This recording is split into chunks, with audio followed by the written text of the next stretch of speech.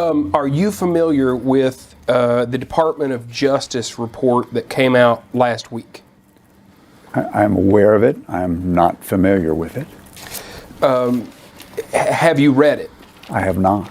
Have you read portions of it? I have not. In the complaint in this case,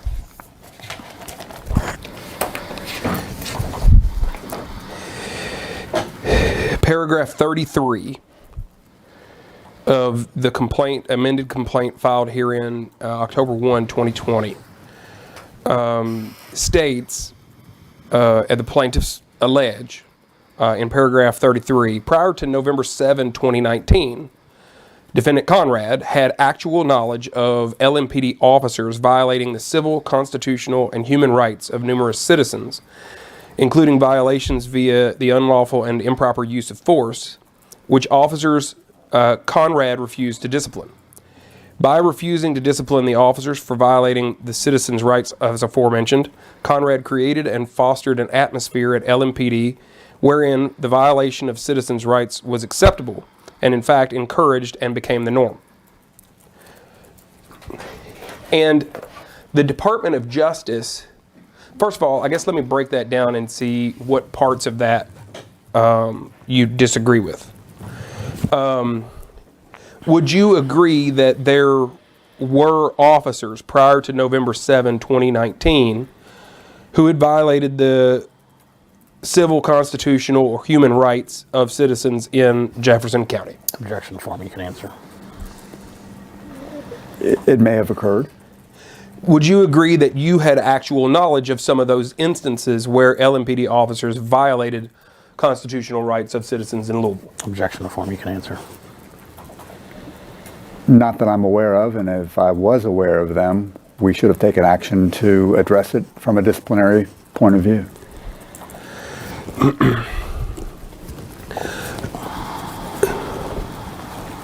So if there were constitutional right violations prior to November 7 of 2019 on your watch at LMPD, you did not know of any specific instances. Is that fair? Yes, sir. Okay. But you are in agreement that if it comes to the attention of LMPD that an officer has violated someone's constitutional rights, that needs to be addressed from a disciplinary standpoint. Yes, sir. Okay. I'm going to refer to a previous case.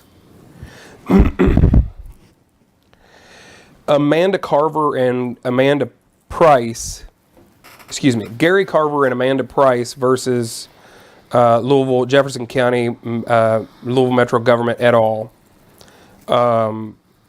including officers Charles Meek and Michael Trevino. Do you recall that case? No. You were a party to that case, and in June of 2014, June 19, 2014, Judge Hayburn wrote a summary judgment order which in part, for your perspective, released you from that lawsuit. It was ordered that the defendant's motion for summary judgment was sustained in part, and the following claims were dismissed, including all claims against Conrad and Burks, all the claims against Louisville Metro Government and Louisville Metro Police. The summary judgment motion was denied with respect to all of Gary Carver's claims against Meek and Trevino, and Amanda Price's claim against Meek for unlawful search and seizure. In that order, which relieved you of any responsibility in that case, Judge Hayburn specifically found on page 1 of the memorandum opinion and order, 4th full paragraph. The main problem with defendant's claims for summary judgment arise with the claims against Meek, Officer Charles Meek. The objective evidence contradicts much of his deposition testimony and could lead a reasonable jury to completely disbelieve him. Do you know who Charles Meek is? I do not. I recognize the name, but I don't know him. This stems from an incident in October, wherein Gary Carver was approached by Charles Meek and Michael Trevino. Both officers testified in a district court hearing in front of Judge Katie King, and they testified that Carver began yelling obscenities as they approached him. A digital audio tape of that incident was recorded by Carver and revealed that those statements by those officers were untrue, that they had lied about Carver screaming obscenities as they approached. And Louisville Metro paid out $96,000 for the stop and frisk and false arrest of Gary Carver. Do you know if anything disciplinary-wise happened to Charles Meek or Michael Trevino as a result of that incident? Objection to form. You can answer if you know.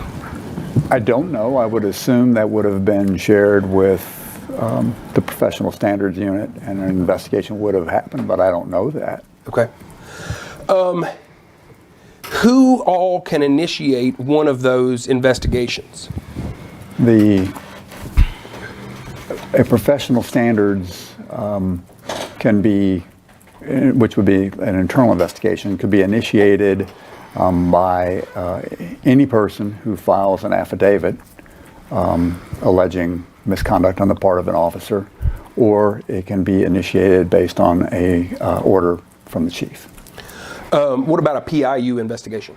A public integrity unit investigation is a criminal investigation, and it does not require initiation on the part of the chief or anyone. It's essentially a follow-up on some sort of potential investigation involving a member of the department, or in some cases, other members of Metro government. Okay. But you would agree in a case that like this that we're talking about, Gary Carver versus Charles Meek and Michael Trevino, that based on the outcome of that case and this memorandum of opinion from Judge Haburn, there should have been some sort of disciplinary action initiated against Charles Meek and Michael Trevino. Objection to form. You can answer. And I think I had said as much before. That would have, in my mind, resulted in some sort of a follow-up investigation and the potential for discipline. Okay. And ultimately, you would have been the one who is responsible for implementing training and supervising on the standard operating procedures. Yes, sir, I was responsible for those duties, albeit them delegated to other people in the department to make that happen, but it was ultimately my responsibility. Okay.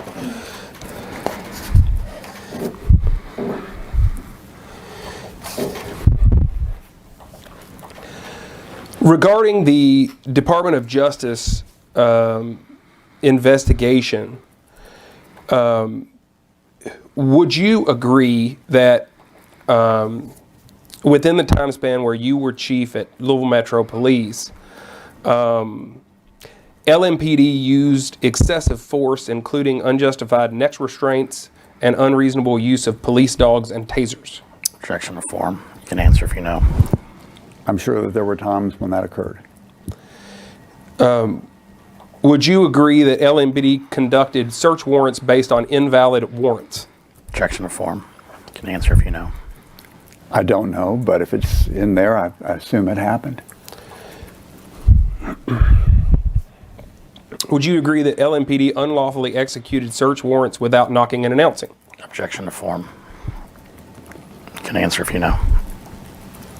I'm sure there were situations where that occurred, yes. Would you agree that LMPD unlawfully stopped, searched, detained, and arrested people during street enforcement activities, including traffic and pedestrian stops? Objection to form. You can answer if you know. I'm sure that occurred on some occasions. Would you agree that LMPD unlawfully discriminated against black people in its enforcement activities? Objection to form. You can answer if you know. I'm sure that happened in certain cases in individual circumstances, yes. Would you agree that LMPD violated the rights of people engaged in protected speech critical of policing?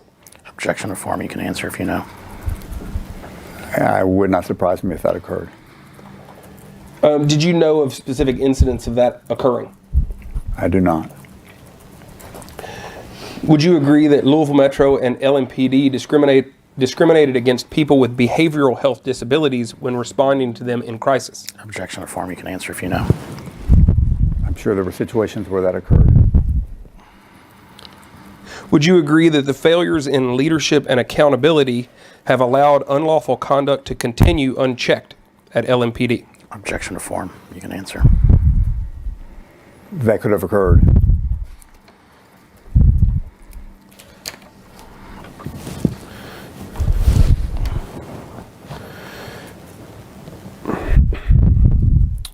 The mayor appoints the LMPD chief, correct? Correct. You were the chief from 2012 to 2020. Correct.